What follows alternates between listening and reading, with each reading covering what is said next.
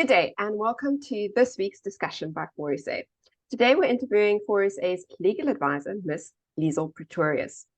Liesl, thank you for joining us and we look forward to this discussion on the controversial new spy bill. So for listeners who don't know, perhaps you can recap, what is the spy bill about? So the spy bill is officially known as the General Intelligence Laws Amendment Bill of 2023, or GLAB.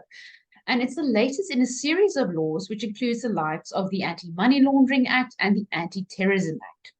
Now, at first glance, you would think that laws on spying, terrorism, anti-money laundering would have nothing to do with religion and religious freedom. And in a sense, you're right, because they shouldn't have anything to do with it. But that's exactly the problem. Unfortunately and bizarrely, they do. All these laws have a direct detrimental impact on freedom of religion. So let's look at how the spy bill, if it's passed in its current form, will erode the fundamental right to religious freedom. The bill proposes, amongst other things, to allow South Africa's intelligence agencies, so this means spies, to conduct security competence tests for the purposes of issuing a security clearance certificate on anyone who wants to start or continue to operate a religious organization. So this includes a church, a shul, a mosque, and also the same goes for anyone who wants to start or operate an NGO. Now, the bill does not define what an NGO means within the context of the bill, because NGO can have a kind of on the street definition, and then there's a legal definition. Legally speaking, we need to know what an NGO is, for example, but it doesn't say in the bill. But it's safe to say that civil society organizations such as 4SA will be included in this. The bill also proposes expanding the definition of national security to not only include actual threats, but potential threats, opportunities, and even potential opportunities. Now, these concepts are vague, they are undefined, they are open-ended. So it's not clear what exactly they mean and what their parameters are. So this is a problem because essentially they could mean almost anything that could possibly be deemed to have some sort of effect on national security. So that is way too wide. Then the bill also proposes expanding the definition of threat to national security to include, for example, subversion and undue influence by hostile interests on government processes, policies, and the sovereignty of the state and its organs. Now, again, this is a very wide definition. It could also be potentially applied to, for example, members of civil society who oppose government policies, regulations, draft laws, basically any opposition to government. And this is concerning because the definition of threat to national security does not exclude and protect lawful political activity, advocacy, protest, and dissent. So, in a nutshell, looking at all these proposals, it sounds quite ominous. Liesl, I mean, it does. Just what you've said now, even just the fact that you're going to have the spies going through whatever information of yours that they want, not tell you about it. It sounds Orwellian. It sounds like something that shouldn't have a place in a democracy. But turning specifically to religious freedom, which is 4SA's mandate, what are the implications that the proposed spy laws have on religious freedom? Yes, Daniela, I agree that a bill like this has no place in a democracy. And just before we look at the implications for religious freedom, just a general statement, we believe that the citizens of South Africa, whether they are persons of faith or not, if you're a person who values constitutional democracy and you value human rights and freedoms, then we need to heed the detrimental consequences that this bill will have, not only on the religious sector, but on civil rights and liberties. But turning to the religious sector specifically, the spy bill will open the door for the state dictating who can start and continue to operate a religious organization. Like we've said, a church, a shul, a mosque, a temple.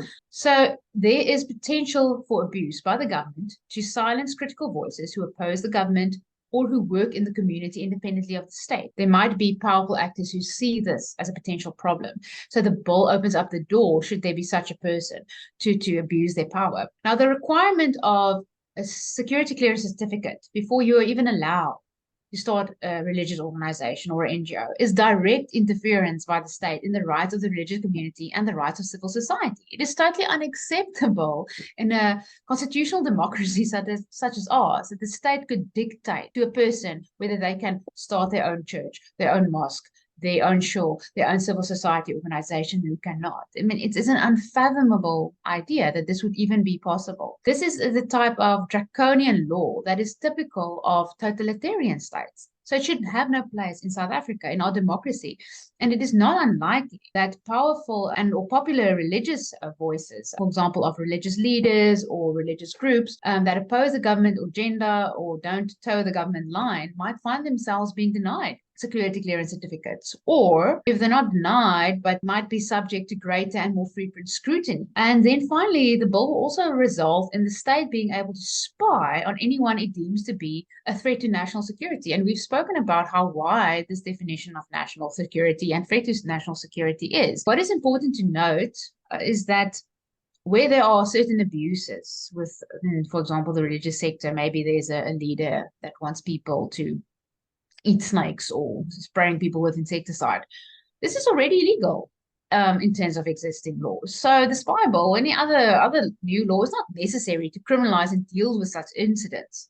These incidents can and should be properly dealt with by effectively implementing our existing laws. Liesl, I mean, I understand that the bill's a draft bill and it's waiting to be formally introduced into Parliament, but that an ad hoc committee has been formed by the National Assembly to deal with the bill, consisting of the ANC, DA, COPE, and Elgin Ma. What has happened so far? Yes, so this bill is kind of following a special route for Parliament.